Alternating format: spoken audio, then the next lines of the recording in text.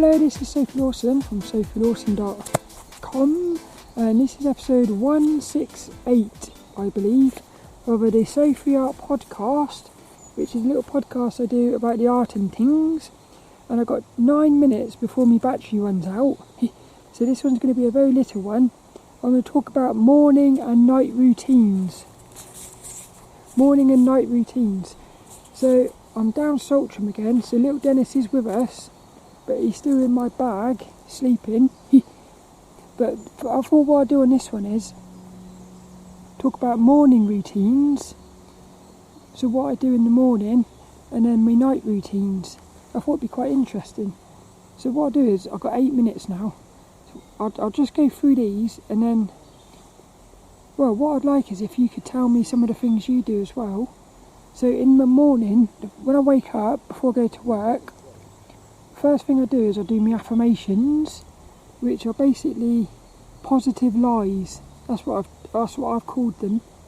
So what I've noticed is the mind is basically, I feel like the mind is programmed to be negative, or conditioning or something. What it's done is it's made it just default to being negative.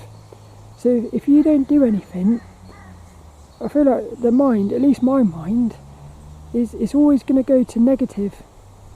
And what it'll do is it will repeat negative things. And then if you keep hearing those negative thoughts, you end up actually becoming negative yourself. So what these affirmations is, it's like reprogramming yourself. Basically, you're brainwashing yourself with positive lies. So what you do is you have a sheet of paper. Let's say, for instance, let's say I've got a negative thought in my head that says I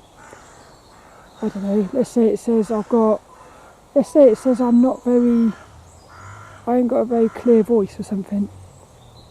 What you do is you make an affirmation and you say, I've got a lovely clear voice. So every morning when you wake up, you say, I've got a lovely, clear, confident voice. What happens is, during the day, if a thought comes in your head and it says, you've got a horrible voice or something, you say, no, I've got a lovely, clear, confident voice. So what happens is, in the end, you actually what ends up happening in the end is, those negative things don't even happen anymore. In other words, your mind starts saying, I've got a lovely, clear voice, which is cool. It's like what you're doing is you're creating a habit of thoughts in your head. The next thing I got is the dream diary. So every morning what I do is when I wake up, the first thing I do when I wake up is I'll ask myself, what was I just dreaming about? And I'll basically write it in my dream diary. But also, all through the night, I'm waking up and I'm writing my dreams down, because I feel like the dreams are one of the most powerful things, really. For me, the dream realm is the most powerful thing.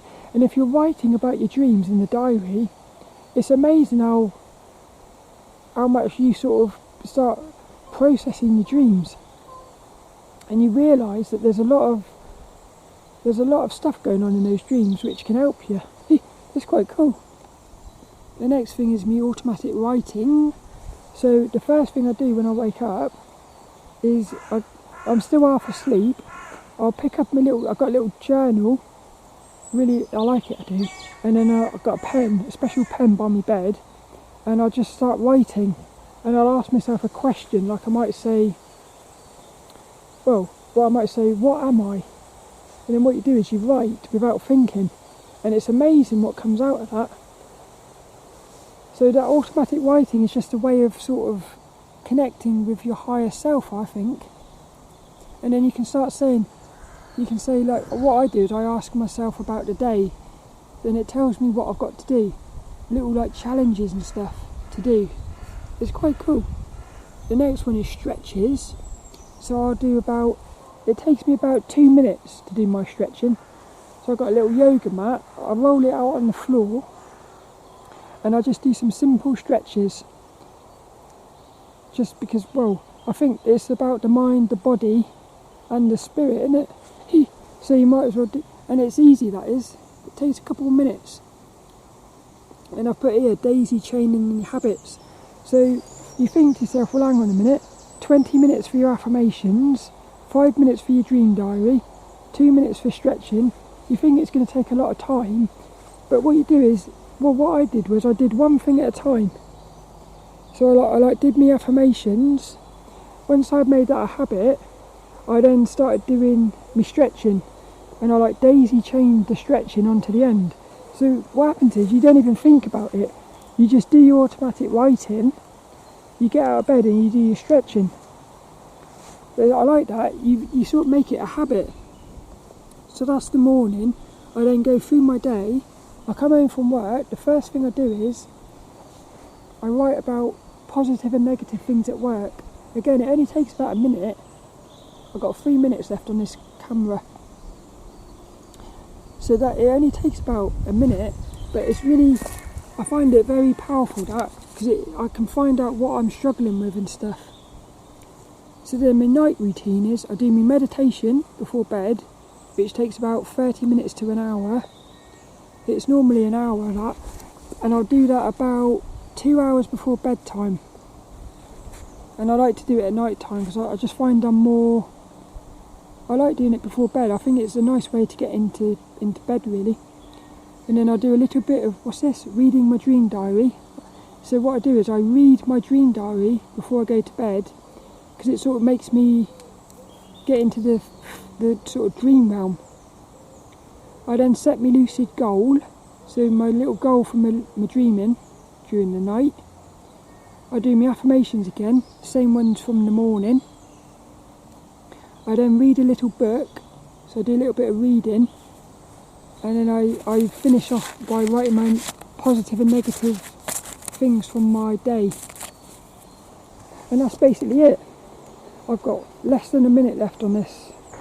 So I hope you enjoyed that. I just think it's amazing how sort of powerful it is really, doing little things like that. Because they're only little things. Some of those things only take about 30 seconds. But it's really cool, it is. So have you got any little morning and night routines? Please let me know. And I'll see you later for another. Battery died.